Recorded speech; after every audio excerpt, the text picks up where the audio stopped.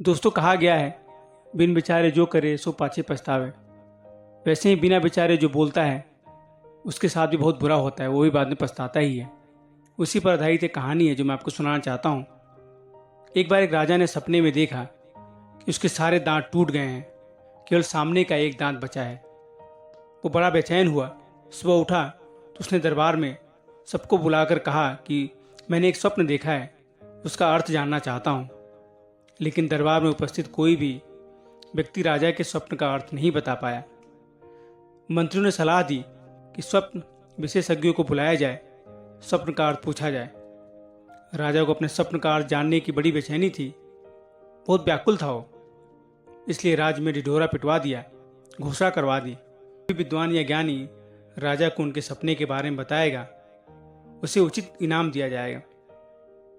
कई व्यक्ति दरबार में आए, परंतु कोई भी व्यक्ति अपने जवाब से राजा को संतुष्ट नहीं कर पाया।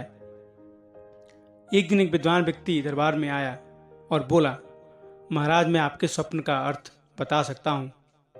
राजा सहित सभी दरबारी जिज्ञासा से उस व्यक्ति की ओर देखने लगे। राजा ने अपना स्वप्न सुनाकर कहा कि बताइए, मेरे इस स्वप्न का अर्थ क्या है।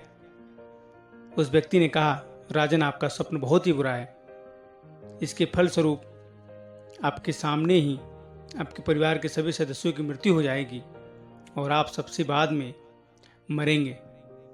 यह सुनते ही राजा को क्रोध आ गया और उस व्यक्ति को बंदी बनाकर जेल में डलवा दिया।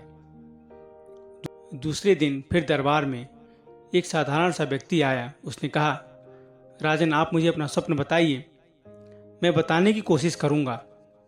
राजा ने अपना स्वप्न बताया।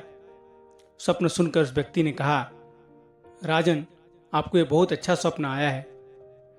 हम सभी प्रजाजन पर ईश्वर की विशेष कृपा है कि आप जैसे धर्मात्मा पुण्य और प्रजापालक राजा दीर्घायु यानी लंबी आयु दी गई है।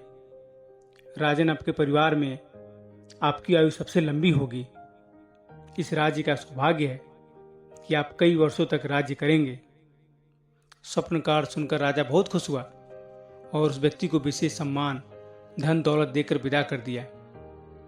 दोनों ही व्यक्ति ने स्वप्न का एक ही अर्थ बताया था। दोनों का एक ही मतलब था कि राजा सबसे बाद में मरेगा, उसके परिवारजन सब मर जाएंगे, उसके बाद ही राजा मरेगा।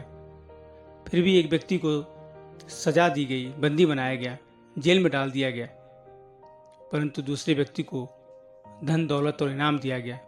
आखिर ऐसा क्यों? क्योंकि एक व्यक्ति ने महान विद्वान होते हुए भी अपने उत्तर और बोलने में उचित शब्दों का प्रयोग नहीं किया, जबकि दूसरे व्यक्ति ने साधारण होते हुए भी अपने उत्तर और बातचीत में उचित और सही शब्दों का प्रयोग किया। इसलिए दोस्तों, कहते हैं कि जो व्यक्ति बोलने से पहले सोच समझकर बोलता है, उसका कभी भी कोई हानि नहीं होता है। पर वहीं वो व्यक्ति जो शब्दों का सही रूप से इस्तेमाल नहीं करता है, सही शब्दों का प्रयोग नहीं करता है बोलने से पहले, और जो भी आता है मुंह में वो बोल देता है, उसके साथ बहुत बुरा होता है, उसको सजा ही मिलती है। इसलिए दोस्तों, कहते हैं, बोलने से पहले 4 बार सोचिए, फिर बोलिए।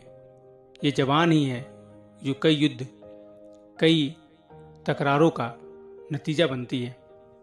दोस्तों, आशा करता हूँ कहानी पसंद आई है। अगर पसंद आई है तो वीडियो को लाइक कीजिएगा, चैनल को सब्सक्राइब कीजिएगा। मिलता हूँ फिर अगली वीडियो में। तब तक के लिए राधे राधे।